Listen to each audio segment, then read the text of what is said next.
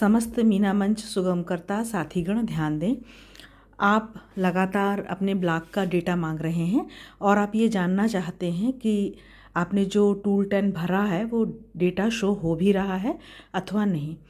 तो साथियों, आपकी समस्या का समाधान इस प्रकार से है। ये जो लिंक मैंने आपको शेयर किया है, यहाँ पर आप देख रहे हैं जिस पे लिखा हुआ है टूल 10 डेटा अगस्त ऑनवर्ड। ये एक सत्यापन टूल है, यानी कि आप भी देख सकते हैं कि आपने डेटा भरा है अथवा नहीं भरा है, या आपके स्कूल से डेटा भरा गया है या नहीं, और यदि आपने भर दिया है तो वो शो हो रहा है या नहीं। तो हमारे सुगमकर्ता साथी देख सकते हैं, प्रधान अध्यापक गण देख सकते हैं, एआरपी साथी देख सकते हैं। तो आइए ये जान लें कि आप इसको देखेंगे कैसे। तो सबसे पहले ये लिंक जो है इसको मैं क्लिक कर रही हूँ।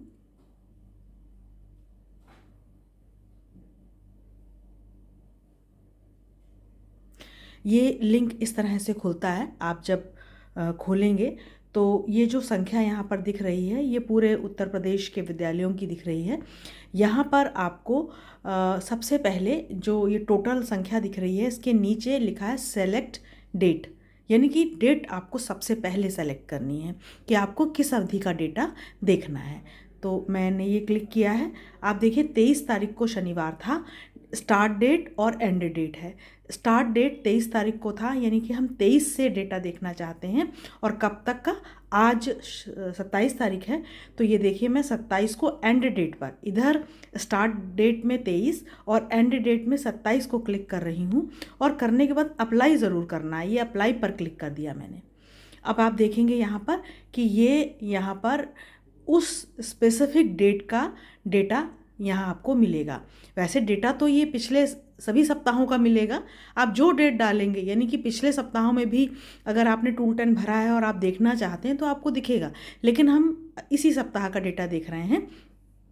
तो ये 23 से 27 तारीख के बीच का डेटा जो भी भरा गया है हम देखेंगे।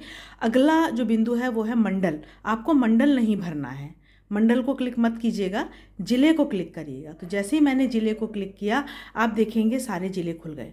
तो अब सबके आगे टिक बन के आ रहा है, इस टिक को आपको हटाना है। इसके लिए आपको जो ज़िले का नाम लिखा है इसके आगे एक ब्लैक कलर का टिक लगा है, इसको आप जैसे ही क्लिक करेंगे सारे टिक हट जाएंगे। तो सारे टिक हट गए हैं, लेकिन आप डेटा देख पा रहे हैं कि लखीमपुर खीरी 901 लेकर नंबर लेकर सबसे ऊपर है। और हम कहाँ पर हैं? हम लोग देखिए बरेली 1 2 3 4 5 6 7 8 9। आपकी मेहनत से, आपके प्रयासों से, हमारे एआरपी साथीगण और शिक्षक साथीगण और हमारे सभी सुगमकर्ता, आपके प्रयासों से हम 9वें स्थान पर आ गए हैं पूरे प्रदेश में। ये बहुत अच्छी प्रगति है इस बार। तो साथियों, अब हम क्या करेंगे? बरेली को टिक करेंगे। ये देखिए हमने पहले हटा दिया सबको, अब बरेली को टिक कर दिया। और जैसे ही हमने बरेली को टिक किया तो इस वाली हम इसके बाहर क्लिक करेंगे तो ये जो पेज, ये जो ऊपर दिखाई दे रहा है आपको पेज, ये हट जाएगा। तो मैं यहाँ पर जहाँ ऊपर टोटल लिखा है वहाँ पर एक हल्का सा क्लिक करूँगी तो ये हट गया। यहाँ पर बरेली ऑप्ट हो चुका है। अब हम ब्लॉक ऑप्ट करेंगे। आप बरेली का डेटा देखना चाहते हैं तो ये बरेली का पूरा डेटा आ चुका है। ये देखिए लगातार बरेली के सारे जो ब्लॉक हैं उनका डेटा यहाँ दिखाई देगा। लेकिन यहाँ आप परेशान हो जाएंगे कि आप अपने ब्लॉक का डाटा कैसे देखें। तो यहाँ पर हम आते हैं ब्लॉक, तो यहाँ पर सारे ब्लॉक दिखाई दे रहे हैं, किसने कितना डेटा भरा। तो अभी यहाँ पर भी जो ये ब्लॉक का नाम लिखा है इसको आपको क्लिक करना है, जहाँ पर राइट लगा है ब्लैक कलर का, ये आपने क्लिक किया तो सारा ये टिक के निशान हट गए। अब हम देखना चाहते हैं, मान लीजिए हम नवाबगंज का डेटा देखना चाहते हैं, सबसे ऊपर नवाबगंज है, हमने नवाबगंज को क्लिक किया। तो नवाबगंज को क्लिक करने के बाद नवाबगंज ऑप्ट हो गया है। और अब हम बाहर एक क्लिक करेंगे ताकि ये ऊपर का स्क्रीन हट जाए। एक जहाँ पर लिखा है टोटल, ये 39 लिखा है, उसके नीचे येलो जो लाइन है उसके नीचे हल्का सा क्लिक करेंगे तो ये हट जाएगा। ये सब हट गया। अब हमारे पास ये डेटा साथियों खुल गया है नवाबगंज का। आप देखिए नवाबगंज के स्कूल खुल रहे हैं यहाँ पर। तो सुनीता गंगवार मैडम है, भरा है उन्होंने, आरती कन्नौजिया मैडम ने भरा है। और आप देखिए लगातार ये सारे स्कूल हैं जिन्होंने डेटा भरा है।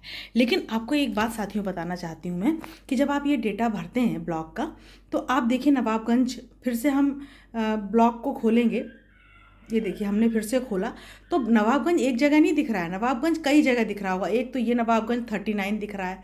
अब नीचे आइए, नीचे आते जाइए, नीचे आते जाइए, नीचे आते जाइए, नीचे आते जाइए, नीचे आते जाइए, नवाबगंज। एक बार फिर यहाँ पर देखिए नवाबगंज दिख रहा है, ये जिसको मैंने क्लिक किया, और यहाँ पर नवाबगंज को आप देखिए कि 7 दिखाई दे रहा है।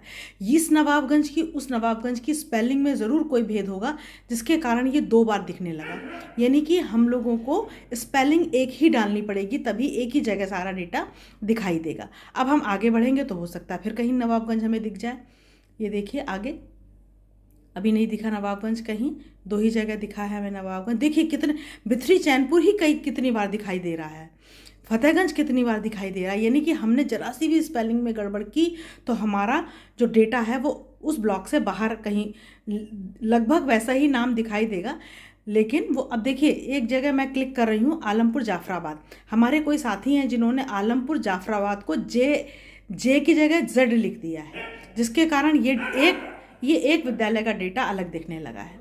इसी तरीके से आप फतेहगंज वेस्ट देखिए, किसी नवाबगंज फिर आ गया एक, ये देखिए नवाबगंज किसी ने अलग तरीके से लिख दिया, नवाबगंज फिर दिखने लगा।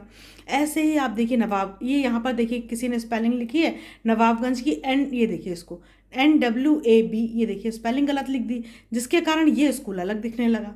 मतलब ये एक नवाबगंज ब्लॉक नया बन गया, लेकिन दिख रहा है, ऐसा नहीं कि दिखता नहीं है। नवाबगंज आप देखिए फिर यहाँ पर दिखने लगा। आप देखिए नवाबगंज और आगे देखिए, और किसी जगह पर तो हमारे साथी ने लक्ष्मी जोशी लिख रखा है, यानी कि उन्होंने अपने ब्लॉक का नाम ही नहीं लिखा, ब्लॉक की जगह उन्होंने अपना नाम लिख दिया। और नवाबगंज एक और स्पेलिंग देख लीजिए NWAWG, ये देखिए ये किस तरह की स्पेलिंग है नवाबगंज। तो और आलमपुर जाफराबाद आप देखिए एक स्पेलिंग, ये आलमपुर जाफराबाद की किस तरीके की लिखी गई है।